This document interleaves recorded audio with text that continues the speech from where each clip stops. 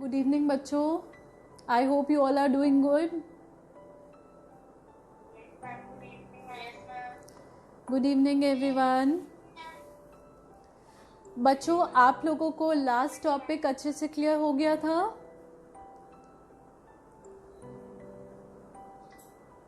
बच्चों, last topic आपको अच्छे से क्लियर हुआ था? कोलॉइड, सस्पेंशन, सॉल्यूशन, सारी प्रॉपर्टीज क्लियर हैं? ओके बच्चों, आज जो हम टॉपिक स्टार्ट करने जा रहे हैं चैप्टर नंबर 2 में, that is concentration of solution. उसमें थोड़ा सा न्यूमेरिकल्स हैं जो अभी मैं आपको करवाऊंगी. उसके बाद सॉल्युबिलिटी है, सॉल्युबिलिटी में भी एक आध न्यूमेरिकल है. बच्चों, अब आपका बीच में थोड़ा सा एक थ्योरेटिकल पार्ट जो है वो थोड़ा कम हो जाएगा, न्यूमेरिकल आ जाएगा. और आगे जब हम ये सारे टॉपिक ख़त्म कर देंगे, then we will start with new topic, that is separation of mixtures. ठीक है. अब बच्चों, सेपरेशन ऑफ मिक्सचर्स में सारी टेक्निक्स हैं, फिजिकल बेस्ड टेक्निक्स, जो मैं आपको जो है थोड़ा सा अलग ढंग से कराना चाहती हूँ. Let's see what I can do for you. बाकी आज का टॉपिक स्टार्ट करते हैं. इन केस बच्चों आपको कोई भी डिफ़िकल्टी आती है प्रीवियस पार्ट में, प्रीवियस टॉपिक्स में, तो प्लीज़ आप सर को मैसेज कर सकते हो. स्पेसिफिकली आपको कहीं भी दिक्कत आ रही हो तो. Okay, let's start. यस बेटा, प्लीज स्पीक. बताइए. सेपरेशन कट है?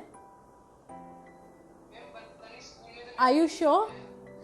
Okay, let me just check with the syllabus issued by CBSE in this year. When I check it, I'll just let you know. Okay, we'll go accordingly. Chapter number 2, topic is concentration of a solution. बच्चों, सबसे पहले हमें यहाँ पे समझना है concentration क्या होती है. What is concentration? देखिए, कंसंट्रेशन एक ऐसा शब्द है जिसको सुनते ही माइंड में सबसे पहले आना चाहिए कि गाढ़ापन, हम किसी चीज़ की गाढ़ेपन की बात कर रहे हैं. अगर मैं हिंदी में बात करूं तो देखिए बच्चों, आप घर में कई बार स्क्वॉशेस बनाते हैं, कई बार कुछ ड्रिंक्स बनाते हैं. ठीक है. तो वहाँ पर जैसे सपोज फॉर एग्जांपल मैं बात करूँ रूह अफ़ज़ा की. ठीक है. तो जो रूह अफ़ज़ा की बॉटल में आपके पास सिरप आता है, वो एक कॉन्सेंट्रेट है. ठीक है. वो एक गाढ़ा फॉर्म है, ठीक है, सिरप का.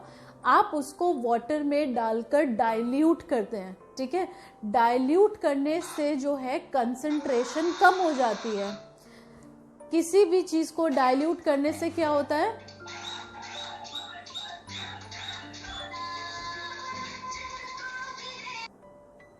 बच्चों, concentration is something we talk about amount of solute. आपने एक सॉल्यूशन के बारे में दो कंपोनेंट्स पढ़े हैं, one is solute and one is solvent.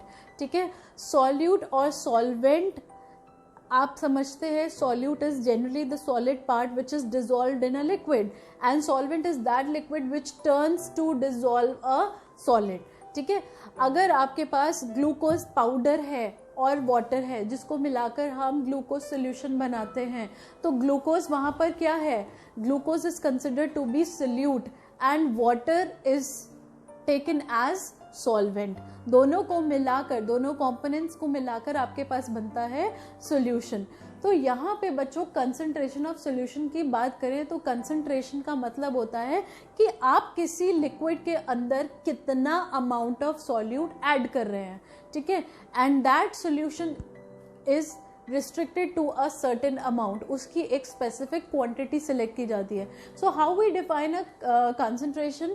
Concentration of a solution is defined as the amount of solute which is present in 100 gram of solution. यानी कि 100 ग्राम ऑफ सॉल्यूशन के अंदर हम कितना अमाउंट ऐड कर रहे हैं सॉल्यूट का, वो क्या बन जाता है? Concentration of a solution. So, concentration of a solution is defined as the amount of solute in grams present in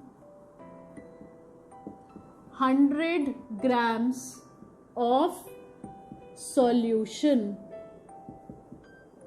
ठीक है बच्चों, इन दोनों शब्दों का आपको इम्पोर्टेंस पता होनी चाहिए। ठीक है, इसका फॉर्मूला क्या होता है?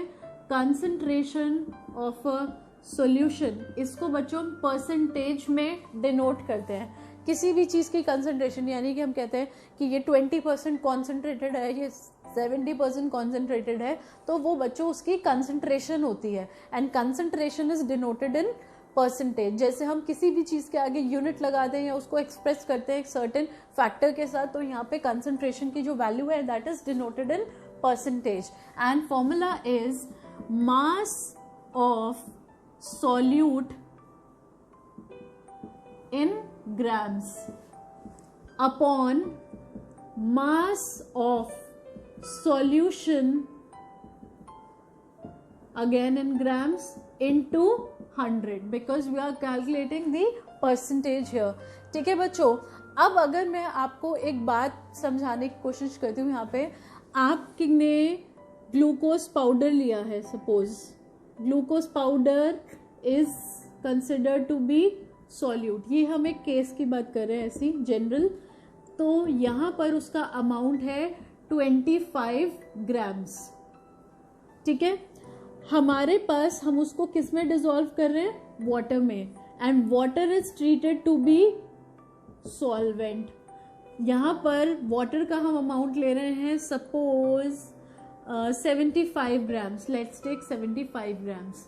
ठीक है, तो अब आपको यहाँ पर बताना है कि ग्लूकोज का जो हम सोल्यूशन बनाएंगे उसमें ग्लूकोज की कितनी कंसंट्रेशन है। आपने ग्लूकोज का पाउडर पानी में ऐड तो कर दिया, पर वो कितना गाढ़ा बना सोल्यूशन, उसकी कंसंट्रेशन कितनी है, आप कैसे डिनोट करेंगे? We'll do this with the help of formula. Formula क्या कहता है? Mass of solute. सॉल्यूट का मास कितना है हमारे पास? 25 ग्राम। ठीक है, अपॉन मास ऑफ सॉल्यूशन। बस यही ध्यान देने वाली बात है। आपको सॉल्यूशन का मास पूछा गया है, कुछ बच्चे क्या करते हैं, सीधा उठाकर वाटर का मास नीचे लिख देते हैं। नहीं, ये गलती नहीं करनी है। आपने सॉल्यूशन का मतलब है mass of solution is equal to mass of solute plus mass of solvent. हमें दोनों कंपोनेंट्स के मासेस को ऐड करने हैं, क्योंकि सॉल्यूशन के कितने कंपोनेंट होते हैं बच्चों? 2 होते हैं, सॉल्यूट एंड सॉल्वेंट। तो अगर हम mass of solution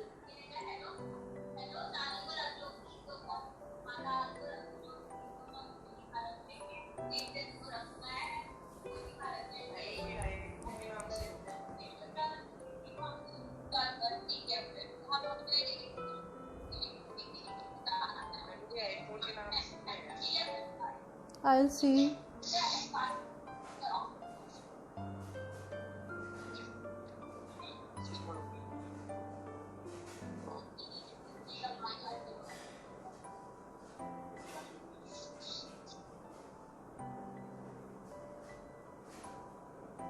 I have removed now. All well.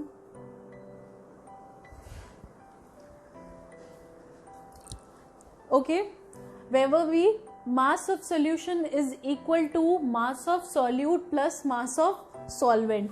तो बच्चों हम यहाँ पर क्या लिखेंगे? 25 प्लस 75, क्योंकि सोल्यूट का मास 25 ग्राम है और सॉल्वेंट का मास कितना है? 75 ग्राम है। तो यहाँ पर दोनों को ऐड करके बनता है mass of solution, glucose solution into 100। तो ये कितना हो जाएगा बच्चों? कितना आ गया? 25%। ठीक है, तो 25% बच्चों क्या मानी जाएगी?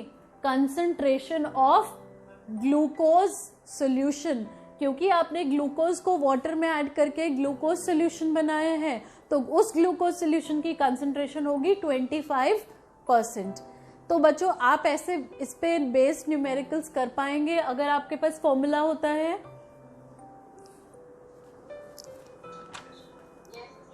ओके यहाँ पे बच्चों मैं आपको एक वेरिएशन बताना चाहूंगी सेम इस पे बेस्ड ही। अगर बच्चों यहाँ पे ये फॉर्मूला एप्लीकेबल जो है mass of solute and mass of solution है, तो ये जो बच्चों कंसंट्रेशन होती है दिस इज परसेंटेज, ये जो फैक्टर यहाँ पे आता है this is percentage by mass, क्योंकि हमने यहाँ पर क्या लिया है सॉल्यूट सॉल्यूशन का मास लिया है। तो जो 25% आपके पास आया था दैट 25% वॉज बाय मास। ये बच्चों फॉर्मूला तब एप्लीकेबल होता है जब हम सॉलिड सॉल्यूट ऐड करते हैं लिक्विड सॉल्वेंट के अंदर, यानी कि किसी भी सॉलिड को जब हम लिक्विड में ऐड करेंगे तब जाके ये फॉर्मूला अप्लाई होगा। ओके अगर बच्चों हमारे पास सॉल्यूट भी लिक्विड है और हमारे पास सॉल्वेंट भी लिक्विड है तो फॉर्मूला क्या हो जाएगा, concentration of a solution will become volume of solute upon volume of solution। मास की जगह क्या आ जाएगा बच्चों, वॉल्यूम आ जाएगी इसमें, ठीक है। तो यहां पर ये आपका बन जाएगा परसेंटेज बाय वॉल्यूम, सिर्फ इतना डिफरेंस होता है, ठीक है बच्चों। तो आपको ये चीज क्वेश्चन में ही समझ जानी है।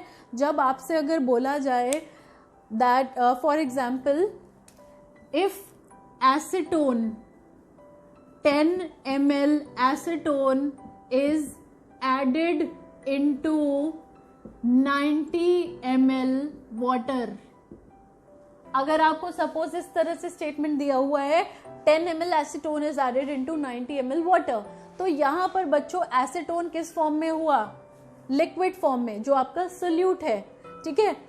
इज एडेड इनटू, इस शब्द से ही समझ जाना है कि हम इस चीज को उठाकर वाटर में ऐड कर रहे हैं। तो वाटर हमारा यहाँ पर क्या हुआ, सॉल्वेंट हुआ, वो भी किस स्टेट में, liquid.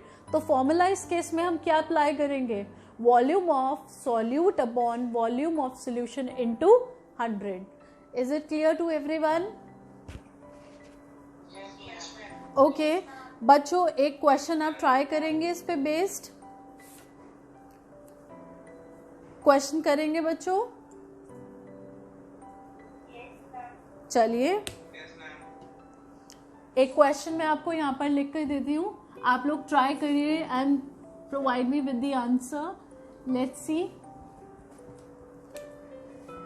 If question is if 2 ml of alcohol is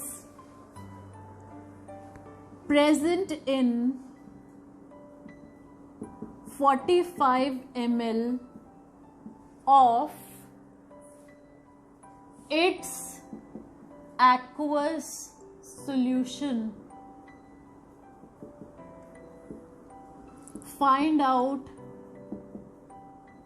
the concentration of the solution.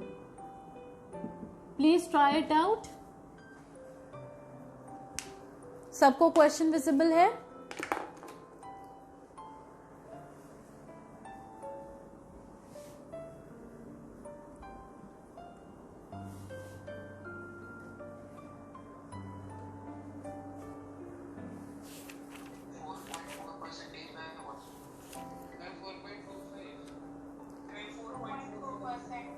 %4.4% is the correct answer. बिल्कुल ठीक है, जितने बच्चों ने 4.4 कैलकुलेट किया है। यहाँ पर आप लोग समझ ही गए होंगे क्वेश्चन से कि 2 ml ऑफ अल्कोहल, यानी कि ये आपका यहाँ पर क्या दिया हुआ है, वॉल्यूम ऑफ सॉल्यूट।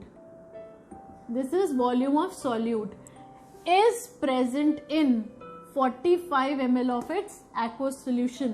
यानी कि 45 ml of its aqueous solution means this is already given you the volume of solution. आपको यहाँ पर solvent का amount नहीं दिया हुआ है. They have clearly mentioned this is the volume of solution. तो बच्चों हमें डायरेक्टली कुछ नहीं करना है, 2/45 into 100 करना है and this comes out to be 4.4% volume by volume. ठीक है, कई बार जो है हम मास अपॉन मास लेते हैं जब हम मास वाले फॉर्मूले में कैलकुलेट करते हैं. ये बच्चों आपको लिखना कंपलसरी नहीं है. अगर आप सिर्फ इतना लिखते हैं 44%, 4.4%, then it is absolutely correct and it is complete. ठीक है, अब आपको इसमें जो दूसरा वेरिएशन आता है क्वेश्चन का, वहां पर आपसे क्या पूछ सकते हैं. सपोज आपको उन्होंने मास ऑफ सॉल्यूट जो है पूछा गया है आपसे. आपको किसी सॉल्यूशन की कंसंट्रेशन दी हुई है सपोज 20%. ओके, एंड आपको मास ऑफ सॉल्वेंट दिया हुआ है सपोज 80 ग्राम्स. ठीक है, तो क्या आप मास ऑफ सॉल्यूट कैलकुलेट कर सकते हैं यहां पर? बच्चों कर सकते हैं. This is the another type of question asked. आप कर सकते हैं बच्चों try. Okay okay, very good.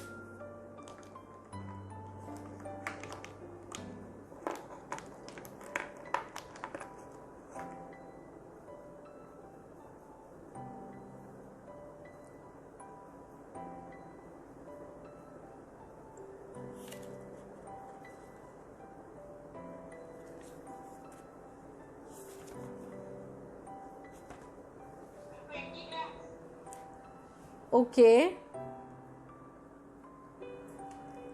देखिए 20 ग्राम सही आंसर है या नहीं, इसके लिए आप क्या करेंगे. Let we consider mass of solution to be x gram. ठीक है, फॉर्मूले में वैल्यूज पुट करेंगे. Concentration is equal to mass of solute upon mass of solvent. यही तो फॉर्मूला लगाते हैं हम, mass of solute upon mass of solution into 100. ठीक है, अब आपके पास कंसंट्रेशन दी हुई है 20. Mass of solute is x. Mass of solution क्या हो जाएगा, x प्लस 80 इंटू 100. तो ये कितना हो गया बच्चों यहाँ पर.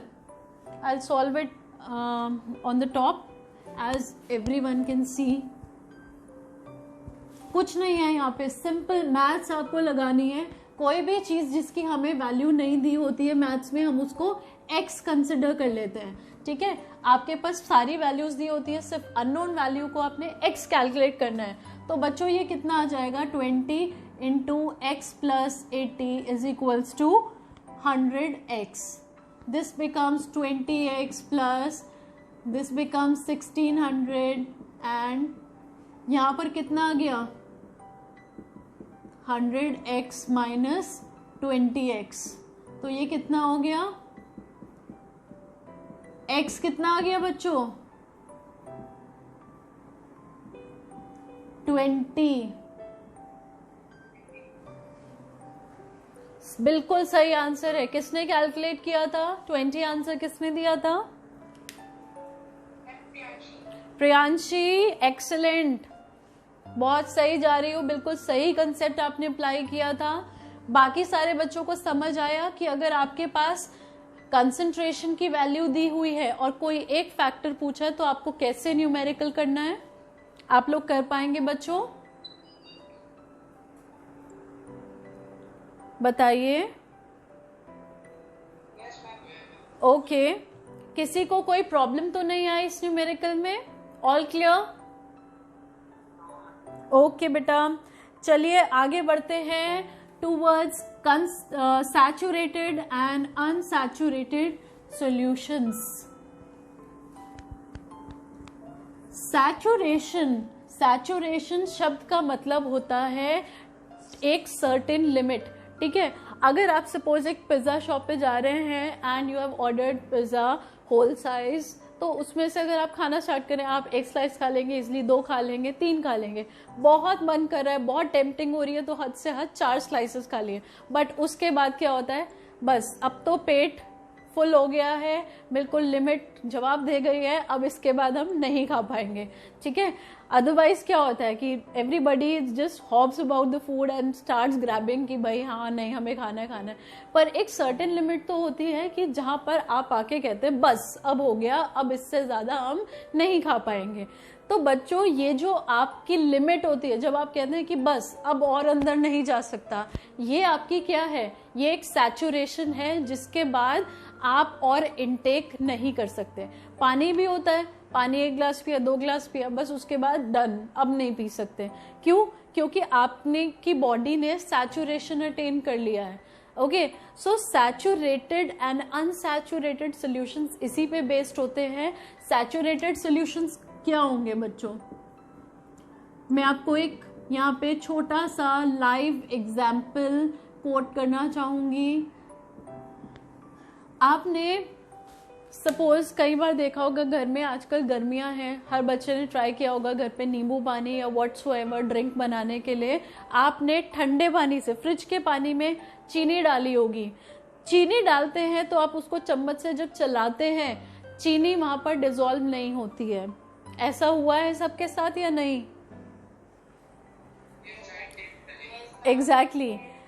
तो बच्चों यहाँ पर चीनी डिसॉल्व नहीं होती है ठंडे पानी में, पर अगर हम उसको नॉर्मल वाटर में डिसॉल्व करते हैं, अब सपोज आपने नॉर्मल वाटर लिया जो रूम टेम्परेचर पे रखा हुआ था, उसमें आप डिसॉल्व करते हैं तो शुगर बहुत इजीली डिसॉल्व हो जाती है, ठीक है।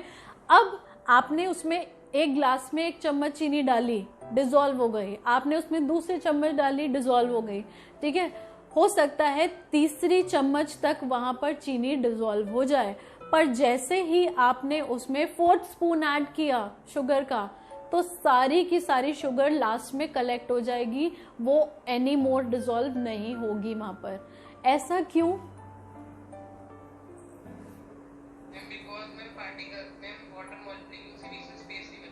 बिल्कुल सही जवाब दिया है। किसने दिया है? I want to know the name of the person. Pawan, very good बेटा, आपका लॉजिक बिल्कुल सही है। फर्स्ट चैप्टर में हम सब बच्चों ने पढ़ा हुआ है, मैंने आपको पढ़ाई है ये बात कि कोई भी पार्टिकल मैटर होता है, उसके पार्टिकल के बीच में स्पेसेस होते हैं। तो बच्चों जो आपने 1 गिलास में पानी लिया है, ठीक है, उस पानी के पार्टिकल्स के अंदर कुछ हद तक स्पेस होगी। जब आपने उसमें 1 स्पून शुगर डाली, तो उस शुगर के जितने भी पार्टिकल्स थे, उन्होंने जाकर पानी के पार्टिकल्स के बीच में स्पेस ले ली, सबने अपने आप को वहां पे फिट कर लिया, ठीक है। कुछ और स्पेस बची होगी, फिर हमने उसमें 1 स्पून और ऐड करा, वो भी डिसॉल्व हो गया, ठीक है, क्योंकि थोड़ी सी स्पेस और बची थी, वो भी वहां पर कवर हो गई। अब हमने फिर से उसमें 1 स्पून डाला, अब वो 1 स्पून थोड़ा सा कुछ हद तक डिसॉल्व हुआ, पर बाकी नीचे कलेक्ट हो गया, ठीक है, क्योंकि जब थोड़ी सी बिल्कुल नॉमिनल सी स्पेस बची थी, वो भी अब कवर हो गई। अब तो पार्टिकल्स के बीच में, पानी के पार्टिकल्स के बीच में स्पेस बची ही नहीं है, ठीक है। जब आपके पास, आप भी कहीं जाते हैं और पूरी चीज ऑक्यूपाइड है, कहीं बैठने के लिए स्पेस ही नहीं है, तो कहाँ बैठेगा बंदा, ठीक है। ऐसे ही हाल होता है पार्टिकल्स ऑफ शुगर के साथ। जब वाटर पार्टिकल्स के बीच में स्पेस ही नहीं बचा, तो वो अपने आप को स्पेस में कैसे फिट करेंगे, राइट। तो यहाँ पे बच्चों जब हम 1 और स्पून एडिशनल डालते हैं, that remains undissolved and collects in the bottom. वो पूरी की पूरी चीनी जाकर यहाँ लास्ट में बैठ जाएगी और वो पानी में मिक्स नहीं होगी। ये इसलिए नहीं होगी बच्चों, क्योंकि अब ये जो शुगर सॉल्यूशन बना है, उस शुगर सॉल्यूशन ने सैचुरेशन अचीव कर लिया है। क्या अचीव कर लिया है? सैचुरेशन। वही बात बिल्कुल सेम कि 3 पिज्जा स्लाइसेस खाने के बाद आपने अटेन कर लिया सैचुरेशन कि भाई अब तो 4th स्लाइस ऑफ पिज्जा हम बिल्कुल भी नहीं खा पाएंगे, ठीक है, that is the term saturation called as, ठीक है। अब यहाँ पे बच्चों सैचुरेशन को हम कैसे सॉल्व करते हैं, ठीक है। अब आपके पास ये एक सिचुएशन आ गई जहाँ पर 4th स्पून ऑफ शुगर जो है वहाँ पर डिसॉल्व नहीं हो रहा है।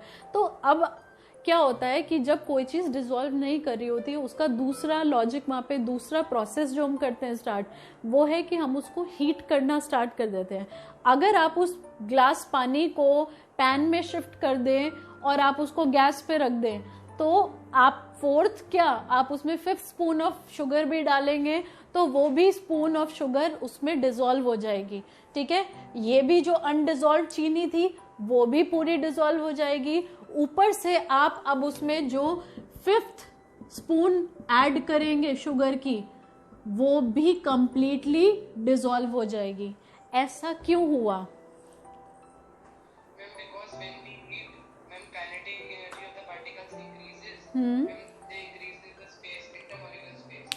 परफेक्ट, वंडरफुल आंसर, बिल्कुल करेक्ट अप्रोच है।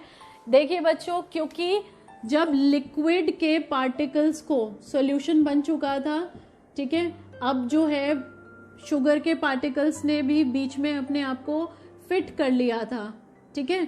अब और शुगर के पार्टिकल्स को जाने की जगह ही नहीं मिल रही थी। पर हमने क्या किया, जैसे ही हमने बाहर से हीट सप्लाई करी, हमने सॉल्यूशन को हीट किया। हीट करने से किसी भी पार्टिकल की काइनेटिक एनर्जी बढ़ती है और उनके बीच का फोर्स ऑफ अट्रैक्शन कम होता है। जब फोर्स ऑफ अट्रैक्शन कम होगा तो पार्टिकल्स आपस में एक दूसरे से थोड़ा दूर चले जाएंगे और दूर जाने की वजह से दो पार्टिकल्स के बीच में क्या बन जाएगा, इंटर पार्टिकल स्पेस। तो अब जो स्पेस पहले नहीं थी, अब वो स्पेस थोड़ी और ज्यादा बन गई, वहां पे स्पेस एक्सपैंड हो गई, ठीक है। तो इस वजह से जो हमने वहां पर 5वीं चम्मच और पहले की जो 4th चम्मच चीनी थी वो भी अब उसमें पूरी की पूरी ऐड हो जाएगी। तो बच्चों, सैचुरेटेड से अब हमने कौन सा सॉल्यूशन बना दिया, हमने वहां पर अनसैचुरेटेड सॉल्यूशन बना दिया, ठीक है बच्चों। सैचुरेटेड से हमने क्या बनाया, अनसैचुरेटेड। अब कुछ इंसान ऐसे होते हैं कि जिनकी कैपेसिटी खाने की थोड़ी और ज़्यादा होती है, भाई और खा लेंगे, थोड़ा सा और खा लेंगे। सपोज 3 पिज़्ज़ा स्लाइस खाने के बाद वो 10-15 मिनट बाद घर गए, उन्होंने घर पे जाके खाना भी खा लिया, राजमा चावल भी खा ली फॉर एग्जाम्पल, फिर आइसक्रीम पड़ी, आइसक्रीम भी खा ली। तो ऐसी स्टेट में हम कहेंगे कि वहां पर अभी अनसैचुरेशन है, यानी कि अभी लिमिट नहीं आई है बस बोलने की, ठीक है। तो this is said to be unsaturation. और ये जो सोल्यूशन बनता है जिसमें हम और सोल्यूट ऐड कर सकते हैं, that is said to be unsaturated solution. So how we define saturated solution बच्चों, in which no more solute can be added at that temperature। ये लाइन लिखनी बहुत जरूरी है बच्चों, at that temperature, यानी कि जिस सिचुएशन पे, जिस टेम्परेचर रेंज पे आपको सेटअप दिया हुआ है, उसी सेटअप की बात हो रही है, उसी टेम्परेचर की, दैट मीन्स रूम टेम्परेचर की बात हो रही है, जब तक आप टेम्परेचर बढ़ा नहीं रहे हैं, ठीक है। नेक्स्ट, अनसैचुरेटेड सॉल्यूशन को कैसे डिफाइन करेंगे, unsaturated solution is that in which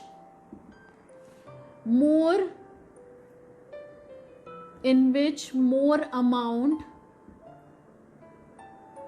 of solute can be added। ठीक है बच्चों, ये क्लियर हो गया दोनों, सब बच्चों को क्लियर है? Okay, and how much time is left, please let me know. Okay 5 minutes हमारा पूरा टॉपिक हो जाएगा इसमें 5 मिनट्स में। देखिए बच्चों, हम सैचुरेटेड से अनसैचुरेटेड और जो है टेम्परेचर का सैचुरेटेड पे क्या इफेक्ट पड़ता है देखते हैं। This comes under the heading effect of cooling and heating of a saturated solution. अगर बच्चों हमारे पास सैचुरेटेड सॉल्यूशन है, वही चीनी वाला हम इमेजिन कर लें जहाँ पर 4 स्पून के बाद शुगर डिसॉल्व नहीं हो रही थी, तो सैचुरेटेड सॉल्यूशन को बच्चों अगर हम हीट करते हैं, उसकी हीटिंग करते हैं एक्सेस में, तो ये सैचुरेटेड सॉल्यूशन क्या बन जाता है? Unsaturated solution.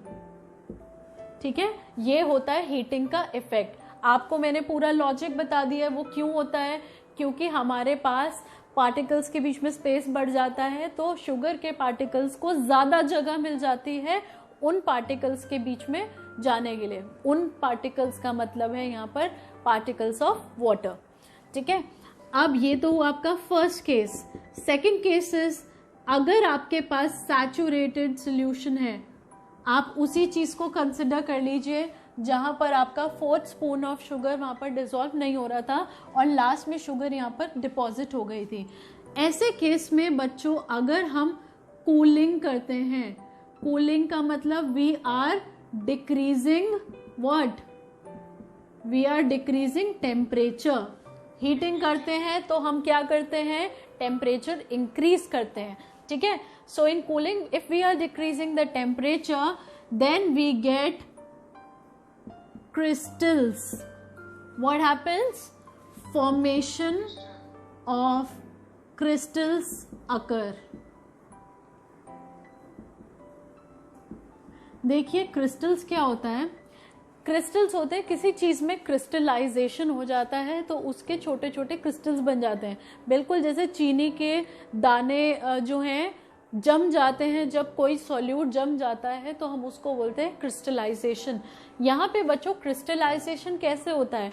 ये जो एक्स्ट्रा अमाउंट ऑफ सॉल्यूट आपने वाटर में डाला था, जब हम टेम्परेचर डिक्रीज करते हैं, उसकी फ्रीजिंग करते हैं, तो फ्रीजिंग की वजह से extra amount of dissolved solute, ठीक है, some amount of dissolved solute extract out to form crystals। यानी कि थोड़ा सा जो पार्ट है डिसॉल्व्ड सोल्यूट का, वो फ्रीजिंग के करने के बाद एक्सट्रैक्ट आउट हो जाएगा और क्या बना लेगा? खुद को क्रिस्टल बना लेगा। हाँ जी बोलिए।